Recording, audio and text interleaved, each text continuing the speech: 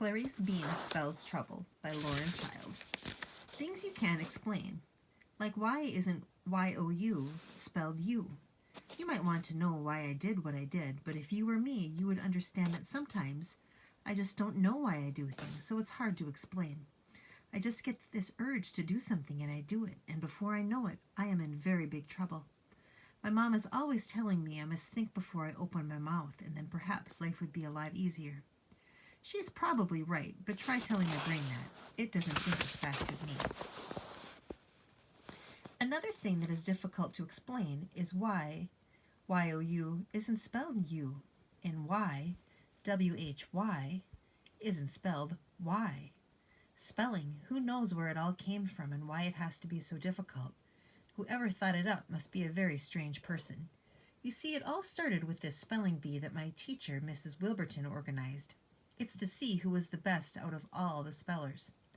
I'm not a good speller. My mind just doesn't have the room in it to remember spellings. It isn't my fault. It really isn't. Think of all the other things in your whole life that you want to remember, like that joke my brother Kurt told me once about the cow on the telephone, and the one time when we went on vacation and it rained like mad and we all got soaked through to our underwear, including everyone. So spellings are not that important to me compared to these other things, which are. Anyway, what I'm telling you is spelling causes trouble. For example, the thing that everyone said I did, the thing that got me into some very big trouble, mainly happened because of spelling. Someone who is a good speller but is in non-stop trouble is Carl Renbury. Carl Renbury is this boy in my class. You have probably heard of him. Most people have. He gets up to no good, but I don't think it's his fault, really. He has just got this zingy thing in him. He can't control it. And sometimes he lets the guinea pigs out on purpose. I like Carl Renbury. At first I didn't, and then I got to know him, and then I did.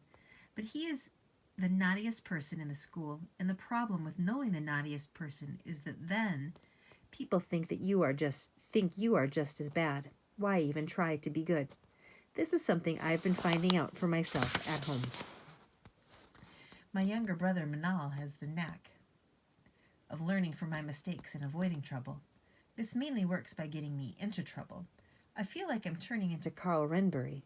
I am in non-stop trouble these days, which isn't fair, of course. What happens is Manal always goes something like this. Mom, Clarice just really pinched me on the elbow. And of course this is utterly not true. And if it is, it was for a very good reason. And Mom says, I am too busy and I have too big a headache to be dealing with two unpleasant children. Either continue this argument on another planet or keep out of each other's way. She isn't always like this, just when she has had it up to here, which lately she has. My dad is different. He likes to sort things out. He is good at that. It's part of his job, and he has to do it every week at work. Every day at work. Dad will not have squabbling. Absolutely not. He says you can agree to disagree by all means. You can discuss it, or you can change the subject. But what my dad says you may not do is have two squealy voices driving him utterly around the bend. Someone who is easily driven around the bend is my older sister, Marcy.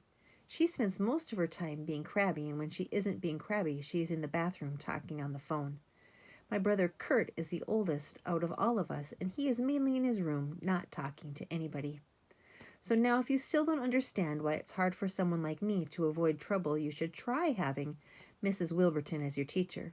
Because if you are in Mrs. Wilburton's class and you are named Clarice Bean, you might as well face it, trouble is your middle name. It's just how the cookie gets crumbled. And I tell you, no one has ever gotten in more trouble in Mrs. Wilburton's class than I did last spring. Chapter 1. Who decides what's important and what isn't? Tuesday is not my favorite day because there is no testing. There is testing to see how smart everyone is. And how can you see that in a test? That's the thing about school.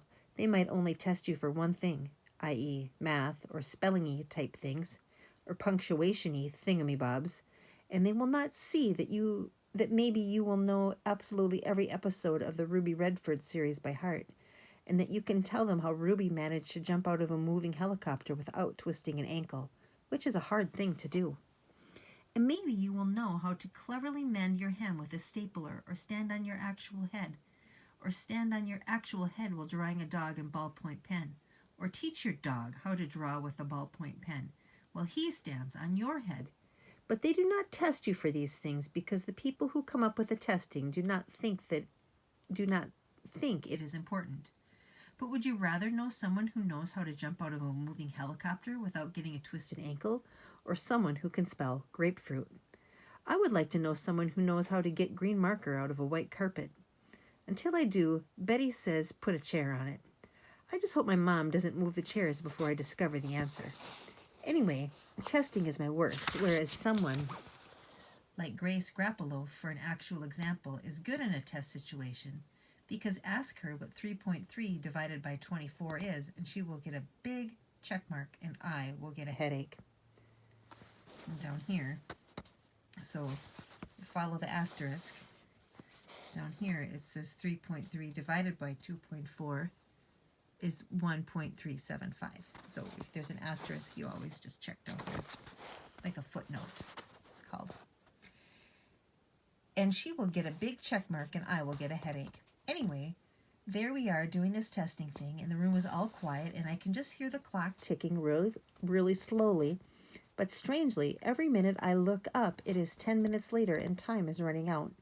And I can hear Robert Granger breathing. That's why he does it. He sits behind me and breathes. It drives me utterly crazy. And I turn around and go, "Stop breathing, will you?" And he says, "Clarice Bean, of course I cannot stop breathing, because then I would be dead, and how would you like that?" I decide not to answer his question, because Mom has taught me if you can't think of anything nice to say, then sometimes it is better to say nothing at all. You see, I'm trying really hard to keep it zipped in class, and I don't even utter a single word when I hear Grace Grappolo telling Cindy Fisher that I am a duh brain because I spelled photo with an F. Mrs. Wilburton didn't tell her off even. She just said, "Clarice Bean, your spelling leaves a lot to be desired." Anyway, at the end, when time is up, I handed my test, and Mrs. Wilburton says, "Oh, dearie dear, it looks as if a spider has been dipped in ink and struggled across the page. I wish someone would dip her in ink." Then she says, "I have some exciting news. I've arranged for the whole school to take part in a spelling bee." Spelling bee here, bee, as in spelling bee, means lots of people will all be working on the same thing at once, like bees all making honey together. Spelling bee is just a fancy way of saying test, but you have to stand there in front of the whole school and spell words out loud on the spot without writing them down. It is interesting that for Mrs. Wilburton, giving a spelling test is the most fun she can ever have, and for me it is a good reason to tell Mrs. Marsh, the school secretary, that I have a terrible case of a tummy upset, and I need to go home as soon as possible, on the double. Don't even bother to call my mom. Anyway, I have been wondering, who is the person who gets to decide what is important? Because I wish it was me. In the playground, Carl Renbury is throwing water balloons at Toby Hockling. He gets Grace Grappolo by accident and goes off to tell. And she goes off to tell. She is mad because he has gotten her rain jacket all wet, even though that is what rain jackets are for. Because that's Grace Grappolo for you. She is someone who I don't get along with, because she is a know-it-all and a meanie, and her favorite thing is to tell on people. I'm trying really hard not to get in her way, because I don't want to get in a tussle with Mrs. Wilburton. And the thing is, Mrs. Wilburton always believes Grace and not me. But after school I am collecting my coat from my peg, and so is Carl, and he is telling me a joke about a pig who crosses the road. And before he can tell the last bit of it, the actual funny bit, Mrs. Wilburton walks by and says, "Now move along, you two, before you get into mischief." You see, Carl gets in mischief even when he is being well behaved. This is one of the side effects of bad behavior. I say, "We were just getting our coats on, Mrs. Wilburton." And she says, "No answering back, thank you very much." I say, "Excuse me for breathing," but I say it really, really quietly. I go home in a very downcast-ish mood, and even my older brother Kurt says, "What's the matter with you?" Which is unusual, because he usually doesn't notice other people's gloom. He is too busy feeling gloom himself. When I ask Mom why he's so cheerful, she says he just got himself this weekend job at Eggplant, and it has really put him in a good mood. Eggplant is the local vegetarian shop. Kurt Kurt himself is a vegetarian, so he feels happy being surrounded by vegetables all day. The only thing that can cheer me up is that Ruby Redford is on TV tonight.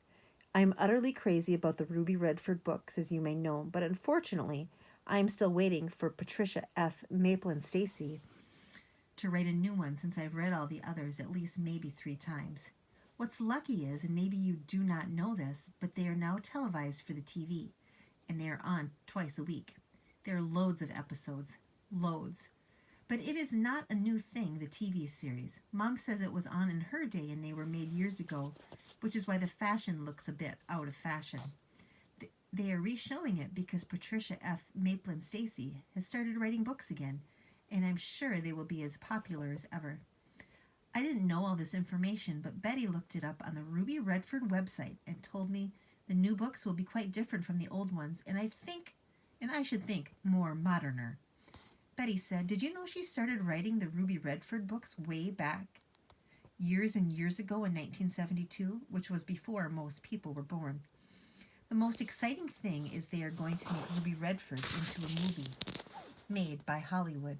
Ruby is now 13 and has this butler named Hitch who wears a suit and is in the know about all her secret agent work. He is very handsome and good looking. My mom is quite sweet on him.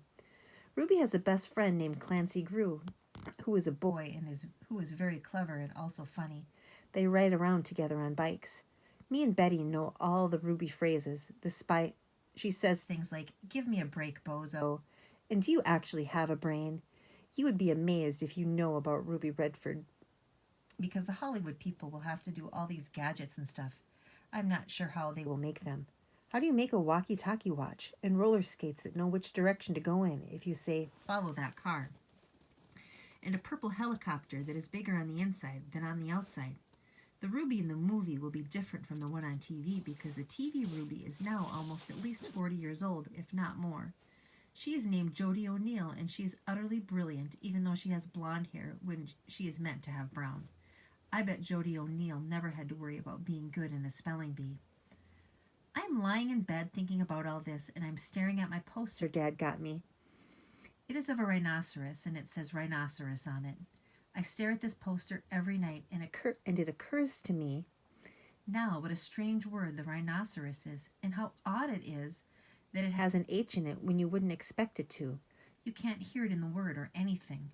I fall asleep, and I dream that a rhinoceros charges into our school and eats Mrs. Wilderson.